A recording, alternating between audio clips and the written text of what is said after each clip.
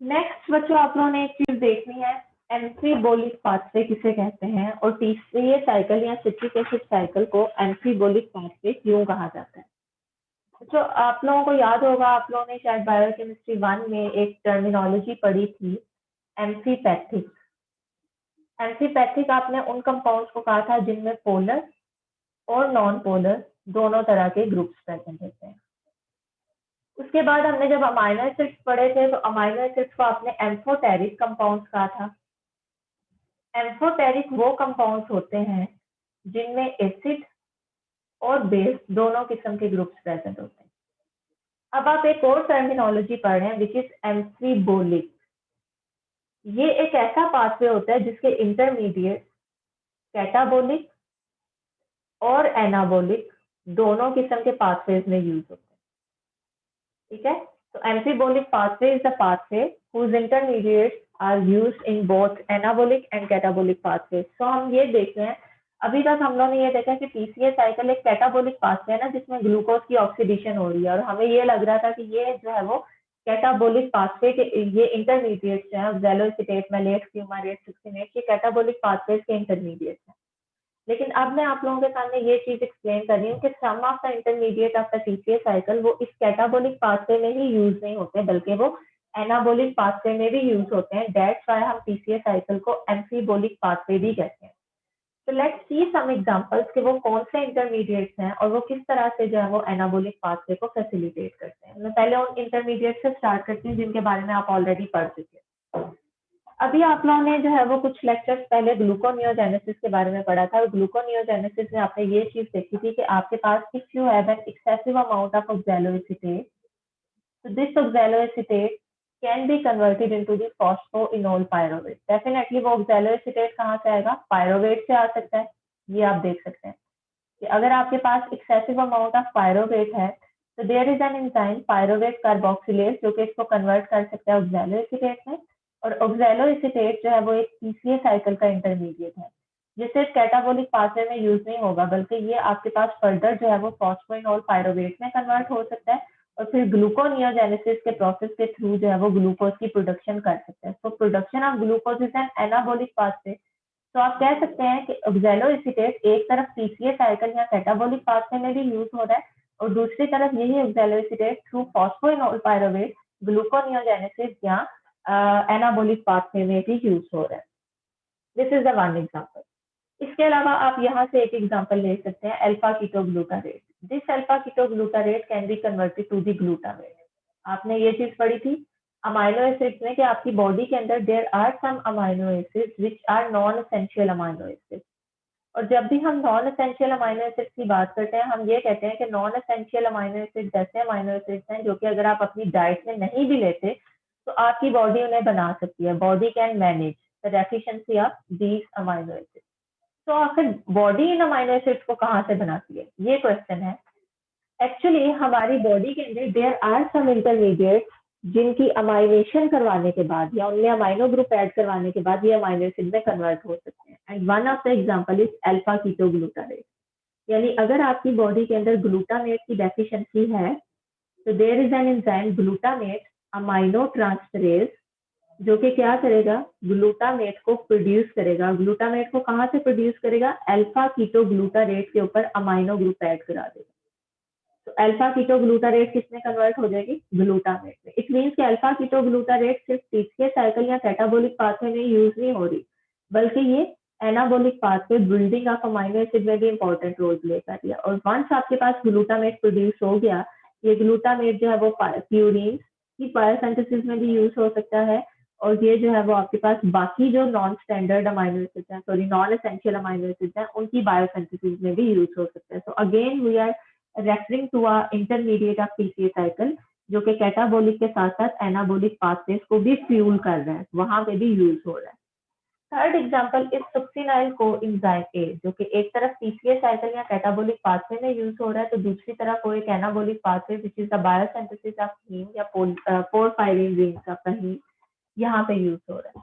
तो इसी तरह से आप बाकी भी एग्जांपल्स को रेफर कर सकते हो। तो नेट इफेक्ट इज कि जो भी अमाइनो एसिड आपके पास है, सॉरी, आप यहाँ पे आप इस चीज को कंक्लूड कर सकते हो कि जितने भी इंटरमीडिएट्स हैं इनमें से मोस्ट ऑफ द इंटरमीडिएट्स दोनों तरह के पाथवेज को फ्यूल कर रहे हैं, कैटाबोलिक पाथवे को भी और एनाबोलिक पाथवे को भी। सो दैट्स व्हाई आप कह सकते हो कि TCA cycle is an एम्फीबोलिक pathway because इसके इंटरमीडिएट दोनों पाथवेज को फ्यूल करते हैं, कैटाबोलिज्म को भी और एनाबोलिज्म को। ओके, अच्छा, अब अगर मैं आप लोगों से ये कह रही हूँ कि जो टीसीए साइकिल है इसके इंटरमीडिएट कैटाबोलिक और एनाबोलिक दोनों प्रोसेसेस के अंदर यूज होते हैं, इट मीन्स कि अगर टीसीए साइकिल के इंटरमीडिएट एनाबोलिक पाथवेज में यूज हो जाएंगे तो टीसीए साइकिल की एफिशिएंसी पर इफेक्ट होगी। बिकॉज अभी मैंने थोड़ी देर पहले ये चीज आप लोगों को बताई है कि अगर टीसीए साइकिल में किसी एक इंटरमीडिएट की क्वांटिटी कम हो गई, इट मीन्स के पूरे का पूरा साइकिल इफेक्ट होगा। फॉर एग्जाम्पल, अगर सुक्सिनाइल कोएंजाइम ए की अमाउंट कम हो गई तो आपके पास फ्यूमारेट नहीं बनेगा, फ्यूमारेट नहीं बनेगा तो आपके पास मलेट प्रोड्यूस नहीं होगा, मलेट प्रोड्यूस नहीं होगा तो oxaloacetate and then ultimately TCA cycle की एफिशिएंसी जो है वो कम होती जाएगी। इट मीन्स के अगर टीसीए साइकिल के इंटरमीडिएट दूसरे एनाबोलिक पाथवेज में कंज्यूम हो रहे हैं, अगर इंटरमीडिएट यहाँ से वेस्ट हो रहे हैं, यहाँ से डिप्लीट हो रहे हैं, डिप्लीट मैंने इसलिए कह रही हूँ बिकॉज डेफिनेटली अगर वो दूसरे केमिकल रिएक्शन में यूज हो रहे हैं तो यहाँ पे तो खत्म होते जाएंगे ना, इधर तो क्वांटिटी बहुत कम रह जाएगी, ऐसा ही है ना, इनकी क्वांटिटी टीसीए जी साइकिल के लिए बहुत कम होती जाएगी। और अगर टीसीए साइकिल के लिए इंटरमीडिएट की क्वांटिटी कम रह गई तो इट मीन्स कि हमारा जो एनर्जी प्रोडक्शन का पाथवे है, जो फ्यूल ऑक्सीडेशन का पाथवे है, वो कंप्रोमाइज होना शुरू हो जाएगा। So there must be some chemical reaction जो कि इन इंटरमीडिएट्स को जो कि एनाबोलिक पाथवे में यूज हो रहे हैं इनको रिप्लेनिश करें, यानी इनको दोबारा सिंथेसाइज करें, ताकि ये इंटरमीडिएट अगर एनाबोलिक पाथवेज को फ्यूल कर रहे हैं तो कम से कम टीसीए साइकिल की जो एफिशिएंसी है वो कंप्रोमाइज ना हो, टीसीए साइकिल भी चलता रहे और आपके पास जो है ये इंटरमीडिएट बाकी एनाबोलिक पाथवेज को भी फ्यूल करते रहे। So there are some reactions जो कि टीसीए साइकिल के इन यूज्ड इंटरमीडिएट्स को रीसिंथेसाइज करते हैं या रिप्लेनिश करते हैं, and these reactions are called as anaplerotic reaction. Anaplerotic का मतलब होता है, अगर हम इसके वर्ड से जाएं, टू फिल, यानी ये उस डेफिशिएंसी को फुलफिल करेंगे जो कि एनाबोलिक रिएक्शन की वजह से हो रही है। यानी टीसीए साइकिल के जितने इंटरमीडिएट किसी एनाबोलिक पाथवे में यूज होते जाएंगे उतना ही ये एनाप्लेरोटिक रिएक्शन ज्यादा होना शुरू हो जाएंगे, ताकि ये जो इंटरमीडिएट एनाबोलिक रिएक्शन में यूज हो रहे हैं इनकी डेफिशिएंसी को फुलफिल किया जाए और टीसीए साइकिल की एफिशिएंसी पे किसी किस्म का जो है वो कंप्रोमाइज ना हो। तो लेट्स सी कि ऐसे कौन से रिएक्शंस हैं जो कि टीसीए साइकिल के इंटरमीडिएट को रिप्लेनिश करने का पोटेंशियल रखते हैं। We have different enzymatic reactions and some of enzymatic reactions आप already शायद ग्लूकोनियोजेनेसिस में भी पढ़ चुके हो। लाइक अगर ऑक्सैलोएसीटेट जो है ये कंज्यूम हो रहा है, ऑक्सैलोएसीटेट जैसे आपने प्रीवियस केमिकल रिएक्शन में देखा है कि ये ग्लूकोनियोजेनेसिस में भी यूज हो रहा है, ये ऑक्सैलोएसीटेट जो है ये अस्पार्टेट की बायोसिंथेसिस में भी यूज हो रहा है, यही oxaloacetate serine, glycine, cysteine, phenylalanine, tyrosine और ट्रिप्टोफैन की बायोसिंथेसिस में भी यूज हो रहा है वाया फॉस्फोइनोल पायरुवेट। तो हमेशा ऑक्सैलोएसीटेट की हाई कंसंट्रेशन का ये मतलब नहीं है कि वो ग्लूकोज को प्रोड्यूस करेगा या ग्लूकोनियोजेनेसिस कराएगी। अगर आपकी बॉडी के अंदर you have enough amount of glucose तो excessive amount of oxaloacetate amino acid, non essential amino acid की बायोसिंथेसिस में भी यूज हो सकती है, तो कहीं ना कहीं ऑक्सैलोएसीटेट जरूर यूज होगा। अगर ऑक्सैलोएसीटेट यूज होगा तो इसका मतलब है कि टीसीए साइकिल इफेक्ट होगा, बिकॉज हमने जो टीसीए साइकिल का पहला एंजाइम पढ़ा था सिट्रेट सिंथेज, उसमें हमने ये बात पढ़ी थी कि अगर ऑक्सैलोएसीटेट अवेलेबल नहीं है तो चाहे आपके पास एसिटाइल कोएंजाइम ए का ढेर भी लगा हुआ है, एंजाइम जो है वो इस केमिकल रिएक्शन को कैटालाइज नहीं करेगा, बिकॉज जो ऑक्सैलो एसिटाइल कोएंजाइम ए है वो तब तक अपनी डोमेन के साथ जाके बाइंड नहीं कर सकती जब तक ऑक्सैलोएसीटेट आके इसके अंदर कंफर्मेशनल चेंज ना लाए। जब कंफर्मेशनल चेंज आएगा उसके बाद एंजाइम अपनी उस कंफर्मेशन में जाएगा जिस कंफर्मेशन में जाके ये बाइंड कर सकता है ऑक्सैलोएसीटेट को। So now this is the confirmation जो कि एसिटाइल कोएंजाइम ए को बाइंड करेगी, और ये कंफर्मेशन तब आएगी जब आपके पास ऑक्सैलोएसीटेट अवेलेबल होगा। तो अगर ऑक्सैलोएसीटेट यहाँ पे कंज्यूम हो रहा है इसका मतलब है कि किसी तरह से किसी केमिकल रिएक्शन से आपको उस ऑक्सैलोएसीटेट को रिप्लेनिश करना है उस ऑक्सैलो एसीटेट को दोबारा से प्रोड्यूस करना है। तो लेट्स सी कि वो कौन से एंजाइम्स हैं जो कि ऑक्सैलो एसीटेट की डेफिशिएंसी को फुलफिल करने का पोटेंशियल रखते हैं। The very first enzyme is pyruvate carboxylase enzyme. ये एंजाइम आपने ग्लूकोनियोजेनेसिस में भी देखा था, और अब हम यहाँ पे इसका जो रिएक्शन है वो हम देख रहे हैं, conversion of pyruvate to oxaloacetate. Suppose oxaloacetate किसी केमिकल रिएक्शन के अंदर कंज्यूम हो गया, वो स्पार्टेट की बायोसिंथेसिस थी, वो जो है फॉस्फोइनोल पायरोवेट की बायोसिंथेसिस में कंज्यूम हुआ है, इसकी कंसंट्रेशन टीसीए साइकिल के लिए कम रहती है, तो टीसीए साइकिल नहीं चलेगा। तो टीसीए साइकिल की एफिशिएंसी को मेंटेन रखने के लिए एडिशनल अमाउंट में जो पायरोवेट होगी, ये pyruvate by the enzyme pyruvate carboxylase oxalo acetate को बनाना शुरू कर देगी, और ऑक्सैलो एसीटेट को बनाने में बेशक इसे एनर्जी की जरूरत है, ये एटीपी को कंज्यूम कर रही है, बट ये केमिकल रिएक्शन जो है ये एसेंशियल है। अगर ये केमिकल रिएक्शन ना हुआ तो आपका जो फ्यूल ऑक्सीडेशन का मेजर पाथवे है उसके रुकने के चांसेस है। तो first enzyme is pyruvate carboxylase, जो कि ऑक्सैलो एसीटेट की डेफिशिएंसी को फुलफिल करने का पोटेंशियल रखती है। The second enzyme is phosphoenol pyruvate carboxykinase. अगर आपकी बॉडी के अंदर you have an excessive amount of phosphoenol pyruvate, यानी ऑक्सैलो एसीटेट तो किसी जगह पे कंज्यूम हो गया, किसी केमिकल रिएक्शन में कंज्यूम हो गया और उसकी डेफिशिएंसी हो गई है, और उस डेफिशिएंसी को पूरा करने के लिए you have phosphoenol pyruvate, यानी पायरोवेट अगर नहीं भी है और phosphoenol pyruvate अवेलेबल है, तो this phosphoenol pyruvate can also be converted to the oxalo acetate. And this chemical reaction आपने इसको भी ग्लूकोनियोजेनेसिस में डिस्कस किया था, and again the name of enzyme is phosphoenol pyruvate carboxykinase enzyme. This is the second anaplerotic reaction जो कि oxalo acetate की concentration को क्या करता है, रिप्लेनिश करता है। थर्ड एंजाइम आपके पास है phosphoenol pyruvate carboxylase. This enzyme is not present in human, ये ह्यूमंस के अंदर प्रेजेंट नहीं है, ये प्लांट्स के अंदर प्रेजेंट है, हायर प्लांट्स के अंदर प्रेजेंट है। और क्यों ये प्लांट्स के अंदर प्रेजेंट है इस चीज को भी देख लेते हैं। दोनों केसेस में आप इन दोनों एंजाइम्स को अगर आप देखो, phosphoenol pyruvate carboxylase and the second enzyme is phosphoenol pyruvate carboxykinase, दोनों के केमिकल रिएक्शन में आपके पास सेम इंटरमीडिएट्स हैं।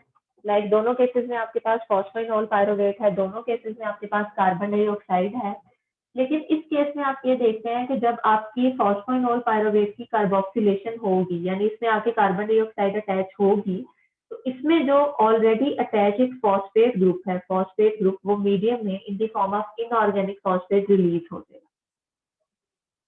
जबकि इस केस में आप देखते हैं फॉस्फोइनोल पायरोवेट कार्बोक्सीकाइनेज में कि फॉस्फेट ग्रुप की जो एनर्जी है वो एनर्जी कहीं वेस्ट नहीं होती, वो मीडियम में एज इट इज नहीं निकलता, बल्कि इस एंजाइम की ये स्पेशलिटी है कि वो इनऑर्गेनिक फॉस्फेट को ट्रांसफर करता है जीडीपी में और इसे कन्वर्ट कर देता है जीटीपी। तो ह्यूमन बीइंग्स के अंदर आपके पास ये जो फॉस्फेट ग्रुप इस केमिकल रिएक्शन में रिलीज होगा, it will not be a waste, बल्कि ये जीडीपी के थ्रू जीटीपी को बना देगा। प्लांट्स के अंदर ये एंजाइम जो है वो इनऑर्गेनिक फॉस्फेट को क्यों इंक्रीज करता है, बिकॉज प्लांट्स के जो मीडियम्स हैं उनके अंदर इनऑर्गेनिक फॉस्फेट की अवेलेबिलिटी मैटर करती है, ये रेगुलेट करती है प्रोसेस ऑफ फोटोसिंथेसिस को, और इसके अलावा मल्टीपल जो ट्रांसपोर्टर्स हैं वो इनऑर्गेनिक फॉस्फेट को के ऊपर डिपेंड करते हैं। तो इस केस में आपका फ्री फॉर्म में इनऑर्गेनिक फॉस्फेट भी इंपॉर्टेंट है, जबकि ह्यूमन बीइंग्स के अंदर ये इनऑर्गेनिक फॉस्फेट फ्री फॉर्म में यूजलेस है। अगर ये जीटीपी में कन्वर्ट हो जाएगा तो ये ज्यादा इफेक्टिव है, बिकॉज इस केस में आपके पास एनर्जी कंटेनिंग मॉलिक्यूल प्रोड्यूस हो जाएगा। तो दोनों एंजाइमेटिक रिएक्शंस के जो कैटालिटिक मैकेनिज्म है उसमें ये थोड़ा सा डिफरेंस है। सेम आपके पास सबस्ट्रेट्स हैं और सेम ही प्रोडक्ट प्रोड्यूस हो रही है, लेकिन इस केस में जो इनऑर्गेनिक फॉस्फेट है वो मीडियम में एज इट इज रिलीज हो रहा है, लेकिन दूसरा जो ह्यूमंस के अंदर कार्बोक्सीकाइनेज एंजाइम अवेलेबल है, जिस carboxykinase will transfer a high energy phosphate group to the GDP molecule और अल्टीमेटली जीटीपी की प्रोडक्शन करेगा। Is it clear? जी मैम। ओके, तो last enzyme is malic enzyme. बच्चों आप लोगों ने एक चीज याद रखनी है कि हमारे पास जो कैटाबोलिक पाथवेज हैं, जैसे हम अभी तक देख रहे हैं, कैटाबोलिक पाथवेज में हमारे पास जो को फैक्टर्स हैं वो या तो NAD है या SAD है। ठीक है, ये ड्यूरिंग ऑक्सीडेशन जो एनर्जी रिलीज होती है उस एनर्जी को यूज करते हुए NAD कन्वर्ट हो जाता है NADH+ प्रोटॉन में, और FAD कन्वर्ट हो जाता है FADH2 में। ये कैटाबोलिक प्रोसेसेस में है जिसमें ग्लूकोज की ऑक्सीडेशन होती है। एनाबोलिक प्रोसेसेस में आपके पास ये दो कोफैक्टर्स यूज नहीं होते, बल्कि एनाबोलिक प्रोसेसेस में आपके पास NADPH प्रोड्यूस होता है, जैसे फोटोसिंथेसिस का प्रोसेस है, या हम जब लिविंग और ह्यूमन बींग्स के रिएक्शंस को पढ़ेंगे तो वहां पे भी मैं इस चीज को रेफर करूंगी। तो NADPH कैसे बनता है? अभी तक तो हम जितने भी कोफैक्टर्स देख रहे हैं, जितने भी एंजाइम्स देख रहे हैं, वो या तो NAD है या फिर FAD है। इट मीन्स कि अगर आपने एनाबोलिक रिएक्शंस के लिए कोफैक्टर बनाना है तो उसके लिए भी तो कोई सोर्स होना चाहिए ना। तो NADPH की कंसेंट्रेशन को मेंटेन रखने के लिए या इसको बनाने के लिए हमारे पास दो पाथवेज होते हैं। एक पाथवे है पेंटोज फॉस्फेट पाथवे, जिसको अभी हमने डिस्कस नहीं किया, ये मैं आप लोगों को पढ़ाऊंगी, उसके बाद हम इसको देखेंगे। और जो सेकंड मैकेनिज्म है NADPH की कंसेंट्रेशन को मेंटेन करने वाला, this is an anaplerotic reaction and this reaction is catalysed by the malic enzyme. यानी जब भी आपसे पूछा जाए कि NADPH की कंसेंट्रेशन सेल के अंदर कैसे मेंटेन रहती है, NADPH को बनाने वाले कौन से कोफैक्टर्स हैं, कौन से कंपोनेंट्स हैं, तो आपने बताना है कि NADPH की प्रोडक्शन के लिए दो मैकेनिज्म हैं, या तो पेंटोज फॉस्फेट पाथवे से प्रोड्यूस होगा या फिर मैलिक एंजाइम से प्रोड्यूस होगा। तो यहाँ पे हम मैलिक एंजाइम का रिएक्शन देखने लगे हैं, दैट्स व्हाई मैंने ये चीज रेफर की है इधर। मैलिक एंजाइम एक्चुअली क्या करता है, ये पायरोवेट को मैलेट में कन्वर्ट करता है। और किस तरह से कन्वर्ट करता है? By introducing a carbon dioxide molecule, और मीनवाइल उसकी क्या कर देता है, रिडक्शन भी कर देता है, यानी रिड्यूसिंग इक्विवेलेंट NADPH से किसमें शिफ्ट कर देता है, पायरोवेट में कन्वर्ट कर देता है। तो आपके पास जो रिवर्स डायरेक्शन में जब रिएक्शन होगा, जब मैलेट पायरोवेट में कन्वर्ट होगा तो इस केस में NADPH प्रोड्यूस होगा, और जब ये रिएक्शन इस तरह से फॉरवर्ड डायरेक्शन में जाएगा तो इस केस में पायरोवेट जो है वो NADPH को कंज्यूम करते हुए मैलेट को प्रोड्यूस करेगी। और डेफिनेटली फॉरवर्ड डायरेक्शन में रिएक्शन तभी होगा जब TCA साइकिल में मौजूद मैलेट किसी दूसरे केमिकल रिएक्शन में यूज हो रहा है। अगर मैलेट की कंसेंट्रेशन कम होगी तो फिर पायरोवेट आएगी, और पायरोवेट जो है वो मैलेट को प्रोड्यूस करेगी, और इस प्रोसेस में ये कार्बन डाइऑक्साइड को भी कंज्यूम करेगी, और कार्बन डाइऑक्साइड के साथ साथ NADPH को भी कंज्यूम करेगी। Is it clear? Yes, ma'am. Okay. जी ma'am. Now the last point is regulation of the TCA cycle, और उसके बाद